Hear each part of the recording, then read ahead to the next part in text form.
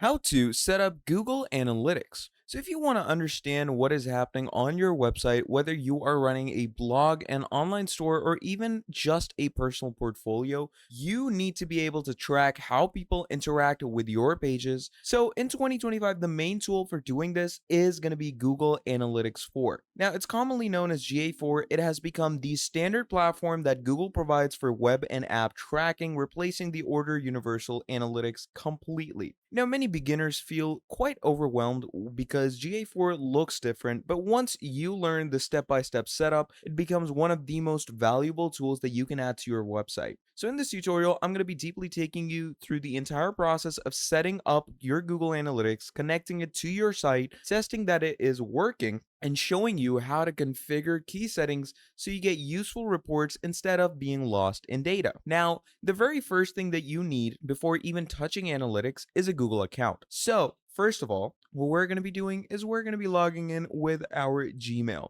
Now, if you already have a Gmail address, that account is enough. If not, you can easily create a free account. Now, once you're logged in, go ahead, head over to the Google Marketing Platform page where you're going to come down here where it says Analytics. You're simply going to click on Setup and it's going to take you to your analytics homepage. Now, if this is your first time, you will see an option to start measuring. Okay, so in that case, we're simply going to wait for this to open up, and here we are. Now, again, as you can see on this account, I already have my Google Analytics set up. Now, in the case you don't, as you can see, it's going to bring you here and it's going to tell you to start measuring. Now, when it says start measuring, click that and you will be taken to the account setup page. Now, over here, an account is the highest level in analytics where you can go ahead and manage multiple websites or apps under one umbrella. All right, you will be asked for an account name, so just go ahead and add that. And once you've done that, go ahead and click on next. Now, once this is done, you are going to get straight into the property creation. Now,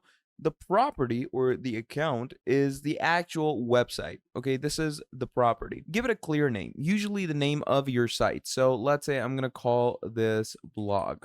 And once we call it that, you can choose your time zone, your currency, and click on next. Once this is done, what you're going to do is it's going to go ahead and ask you these things. Okay, now, what you're going to do is you're going to add in the business details according to yourself. Let's say my blog is about health and the business size is around medium, 11 to 100 employees. Let's go with next.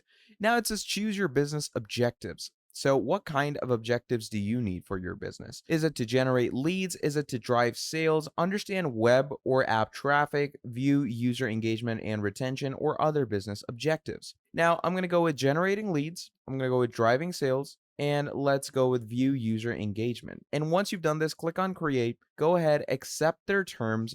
And what happens from here is your account and property is created. Now it's going to ask you to start selecting data. Now over here, this is basically the measurement ID. Now this is going to start with G followed by a string of letters and numbers. This ID is what allows analytics to track data from your site. It's basically a G tag. Now without connecting this ID to your site, analytics will not collect anything. Now on this, let's say I have a web platform. And let's say over here, I'm going to go over to my blogger.com and I'm going to pick off my URL from Blogger. Now, once you pick off your URL and you add it over here, what happens in that case is they're going to obviously ask you to access some different things according to it, etc. Now, also, you can add any website you want. So I can add my Blogger if I want to, but I can also add my WordPress website. So if I come over to my WordPress website, that is right here, what I'm going to be doing is I'm going to go ahead to view site. I'm going to copy the URL of my website right here. So copy that. Now I'm going to come back here and I'm going to paste it. Now, obviously, you do have to make sure the aligning URL what it is. So in my case, it's HTTPS. So I'm going to keep it at that. Call this a log. And once that is done, simply click on create and continue. Now, once this is done, you're gonna have this right here. This is your G tag and this is your property. Now you get two options. You can either go with manual installation. Now, manual installation is where Google will provide a global site tag, which is a small piece of JavaScript code. You copy this code and paste it into the header section of every page on your site, And if your website is built with raw HTML or a custom CMS, this is the way to go. Now, if you are using WordPress, in this case, you can also paste the code into your theme's header PHP file, but editing themes directly is risky for beginners and can cause problems if the theme updates. The safer approach is to obviously use a plugin. You can simply go ahead and click on Install with WordPress, click on Next, and now they're going to give you your tag ID, copy that. They're going to give you the proper steps. So go into plugins. Once you go into plugins, go to Sitekit by Google Analytics, add the plugin over there, and once all of that is done, you can basically go ahead and test your installation. And if your installation is good to go, they're going to let you know that your website is all good to go and set it up now. So now we have a proper property up and running on our proper Google Analytics page. So from here, you can go over to your home. Now, once you are in your home, after connecting your website to analytics, what's going to happen is you need to make sure it is actually working. So go to the analytics interface and click on the real-time reports section right here. Now, once you come to the real-time reports, it's going to go ahead and give you the real-time overview of how things are going. And if it does give you the real-time overview, you should be good to go.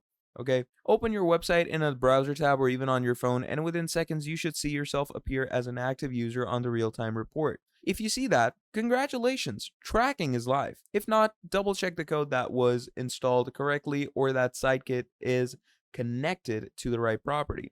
Now that analytics has started receiving data, the next important step is customizing whatever it tracks. Google Analytics 4 is event-based, which means anything and everything revolves around user interactions called events. Now, by default, your Google Analytics is going to track all of that over here in the reports section where it's going to generate you leads, going to give you all these great workings when you're going along with the Google Analytics section. Now, another key is setting up conversions. Now, conversions is any action you define as valuable for your business, like a purchase, a form submission, or even a newsletter signup. In Google Analytics, you can mark any event as a conversion with a simple toggle. So, to do that, you can simply go over to your home section, and over here, if any event happens or any active user appears, you can simply interact with it as a conversion, and you can find them over here like a free forum, funnel exploration, path exploration. You can also go ahead and access the admin section where you can basically go ahead and change details over here as well. Like you can change the data streams, you can go ahead and choose events according to yourself, how you want, how your data is displayed. Then there's property managements over here as well. So these are pretty simple things to get along with once you have actually set it up your analytics. So finally, take some time to configure your reports so they focus on what matters. Google Analytics provides standard reports like basic acquisitions, engagements, monetization, and even retention. So it's pretty straightforward and easy and simple stuff, and by now you should see that setting up Google Analytics is not just about dropping code onto your site. It is about understanding how Google Analytics event-based system marking conversions that matter and building reports help you make better decisions. So once configured properly, analytics becomes more than just numbers on a dashboard. It becomes the compass that tells you where your website is heading, what your audience cares about, and how you can grow effectively. So that is pretty much about it for this video. If you enjoyed, please do make sure to drop down a like, subscribe to the channel, and I'll be seeing all of you in the next video. Have a great day. Goodbye.